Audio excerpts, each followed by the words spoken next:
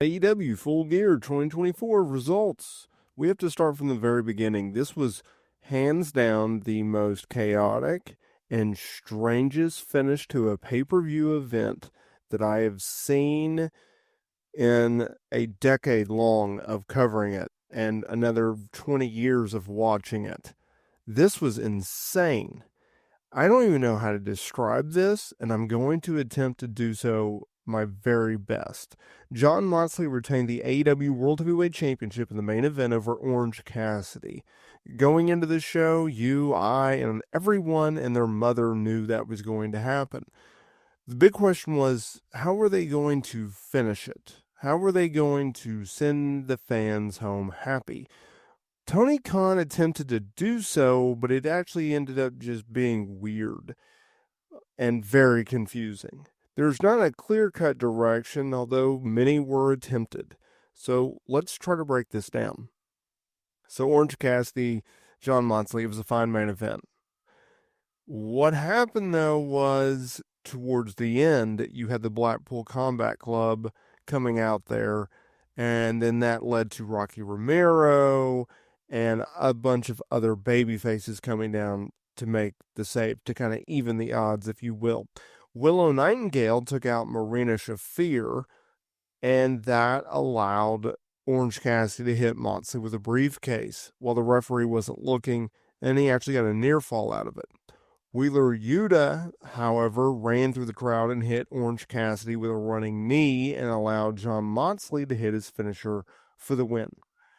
Then we have after the match, Moxley put cleaner down the mouth of Cassidy, which no doubt would be poisonous if you did that and it wasn't gimmicked. You had Hangman Page come out and hit Yuta with the steel chair. You then had Christian Cage come out there and lay out Moxley with his finisher while Hangman Page gave the number one contender World Heavyweight title contract to Christian Cage, something in which he won it all in and was going to cash in on the champion. However, Jay White then stopped Cage from cashing in, and the Blackpool Combat Club took out Jay White. Then the heels ran through the arena. They went backstage. They were in the parking lot about to leave in their Dodge pickup truck when Darby Allin crashed his car into Moxley's truck. The Blackpool Combat Club, they escaped in another car as Darby Allin kind of promo on them to end. So it sets up a Christian Cage match. It sets up a Jay White match. It sets up a Darby Allin match. There are so many different ways that you can go coming out of this feud. Out of this pay-per-view event. There's 3 feuds. Obviously, the most likely, it's going to be Darby Allin versus Jon Moxley. Big question is, when you do it? I assume you do it at World's End next month. They got about a month to build up that match. But that's a match that I feel like Darby Allin's supposed to win, so what do you do with that? I don't know. But that's how they close the show. Now, let's get through the rest of this. So, pre-show, you did not miss anything. Anna Jay went over Deonna Purrazzo. You had Buddy Matthews defeating Beast Mortos Commander. Buddy Matthews went over Dante Martin, Beast Mortos, and Commander. You had Big Boom AJ going over QT Marshall. That was a lot of fun. The opener, it was Private Party defeating the Outrunners, House of Black, the Acclaimed, in a Fatal 4-Way match. It was fun. It was fine. It was what it was.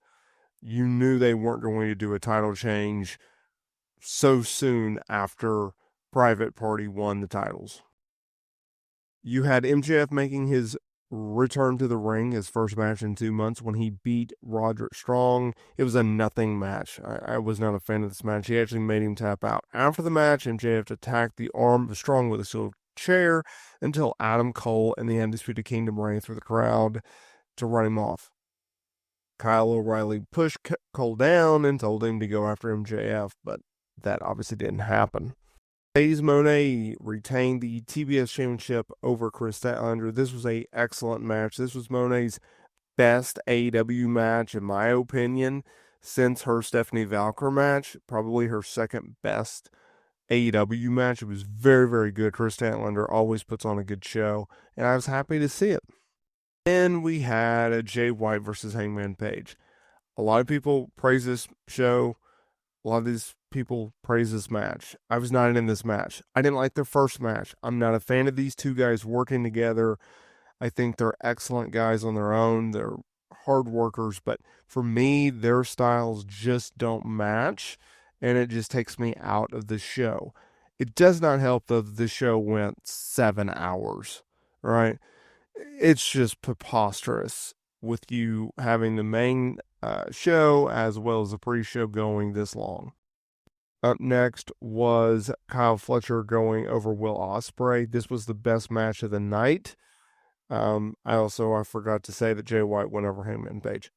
Kyle Fletcher, this was his born to be a star moment, or star to be born moment. It was an absolute amazing, fantastic, unbelievable, banger, whatever cliche you want to throw at it type of match. It was outstanding. I highly recommend it. Go check this out. Had the Mariah May and Mina Shakira champagne celebration. Mariah May turned on Mina. They brawled. Mina actually speared her through a table off the stage. There's your World's End match. All right. It'll be fine. It'll be fine. Pat Perry put over Daniel Garcia to lose the TNT Championship. This was the only title change expected going into it, and that's exactly what happened. I'm fine with it, but this match sucked. As the show goes on, Tesa, Ricochet in a match that probably looked good on paper, but this was just, it was at a point in the card where it's like, can we just get to the main event already? Like, time is a ticking, and these guys suffered for it. But Tesa did go over. He did retain his international championship over Ricochet, and we will move on with our lives. But Ricochet continues to get pushed, but he also continues to lose a lot. So that's just kind of how it rolls. Co-main event, and this is where I absolutely kind of perked up a little bit because I knew A, the show was getting towards the end, and B, I was looking forward to this match the most, so I thought they put it in a very good spot, and I was actually happy with that. If you look at Swerv Strickland versus Bobby Lashley on paper, you didn't know what you were going to exactly get, but I thought that Swerv Strickland, always a huge star for AEW, he shines so bright, he's so good. And he gave Bobby Lashley one of his best matches in recent years. I mean, I can't remember how the last time I saw this good of a Bobby Lashley match, but it absolutely worked. They kept it on the shorter side, so I assume we're going to get another one, maybe in a gimmick. But it was Lashley having him pass out in a hurt lock. After the match, they tossed Prince Nana into the ring, and Lashley put him in the hurt lock as well. So that is AEW Full Gear 2024. Let me know down in the comments there below. What do you think?